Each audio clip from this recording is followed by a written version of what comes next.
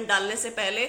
और ये भी मैंने इनको कहा है, नेक्स्ट मैं पॉइंट पढ़ने जा रही हूँ, recruitment solely on the basis of advertisement, not to include or change any new rule or condition etc. in the midway retrospectively. If anything extremely important, then inform through proper channel corrigendum announcement. कहने का अर्थ ये है कि यदि कोई भी recruitment होती है तो आपको एडवर्टीजमेंट के बेसिस पर ही वो करनी है। आप बीच में कोई भी नया रूल या कोई भी चेंज रेट्रोस्पेक्टिवली उसको लागू नहीं कर सकते हैं। आप यदि वो करते हैं तो भर्ती लटकती है, बच्चे कोर्ट में जाते हैं, उस भर्ती का कुछ नहीं होता, आखिरी में वो रद्द होती है। जैसे कि पीजीटी संस्कृत हुआ, जैसे कि टीजीटी इंग्लिश वाले बीच में तंग हुए, जैसे कि रेडियोग्राफर में चल रहा है, जैसे कि एमएलटी में चल रहा है।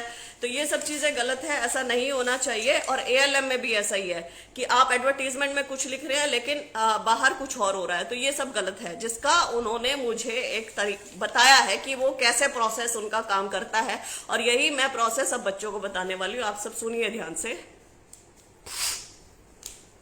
क्या होता है कि इन्होंने एडवर्टीजमेंट एक निकाल दी। एडवर्टीजमेंट में ये डिपार्टमेंट से पूछते हैं कि आपको किन, जैसे मैं रेडियोग्राफर की बात करूंगी कि रेडियोग्राफर में इन्होंने पूछा कि आपको क्या चाहिए। रेडियोग्राफर ने कहा कि 2 साल का डिप्लोमा कहीं से भी कर लो, तो ये एडवर्टीजमेंट में वो लिख देते हैं 2 साल का डिप्लोमा कहीं से भी कर लो। देन डीवी के टाइम पे ये उनके नुमाइंदे को बुलाते हैं, डिपार्टमेंट के नुमाइंदे को, कि आप अब इसको कंडीशंस को एक्सप्लेन करें कि आपको क्या चाहिए। तो वो नुमाइंदा यहाँ पे आके बोलता है कि मुझे 2 साल का नहीं 3 साल का डिप्लोमा चाहिए या डिग्री चाहिए, और मुझे रोहतक से चाहिए। तो ये चीज पहले उसने एडवर्टीजमेंट के टाइम पे नहीं बोली होती, लेकिन डीवी के टाइम पे बोल देता है। तो डीवी के टाइम पे उन्हीं बच्चों को अलग, जो अब नई कंडीशन वो बोलता है वैसे बच्चों को ये ले लेते हैं। ऐसे ही एएलएम में हुआ। एएलएम में कुछ कंडीशन थी एडवर्टीजमेंट के टाइम पे, लेकिन जब उन्होंने डिपार्टमेंट से क्लैरिफिकेशन मांगा कि आपको कौन से बच्चे चाहिए, तो डिपार्टमेंट अलग से क्लैरिफिकेशन देता, तो उस बेसिस पे ये डीवी करवाते हैं। डीवी के टाइम पे फिर वो वही बच्चे उठा लेते हैं। तो अन्य बच्चों ने एग्जाम क्यों दिया? अन्य बच्चे पागल हैं, फिर वो एग्जाम ही ना देते।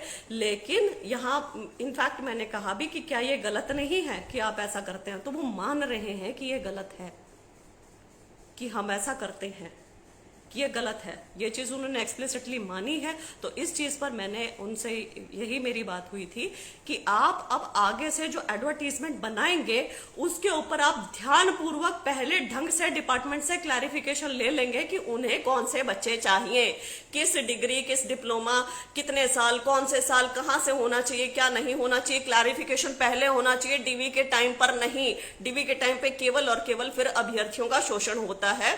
यहाँ रेडियोग्राफर में भी मुझे बताया गया कि 3 साल का डिप्लोमा वालों को हमने ले लिया, लेकिन एडवर्टीजमेंट में 2 साल का डिप्लोमा लिखा होता है, इसलिए वो बच्चे गए हैं। लेकिन 2 साल के डिप्लोमा वालों को भी वो लेंगे। उन्होंने कल मुझे ये चीज बोली है। और जिन्होंने केस किया है उसमें 3-4 ही बच्चे हैं जो 2 साल के डिप्लोमा वाले हैं, बाकी आईटीआई वाले हैं। तो आईटीआई वाले तो इसमें नहीं आएंगे, ये तो क्लियर है रेडियोग्राफर का। लेकिन 2 साल का डिप्लोमा जो एडवर्टीजमेंट में लिखा है उनको एचएसएससी लेगी, ये क्लियर हो गया है।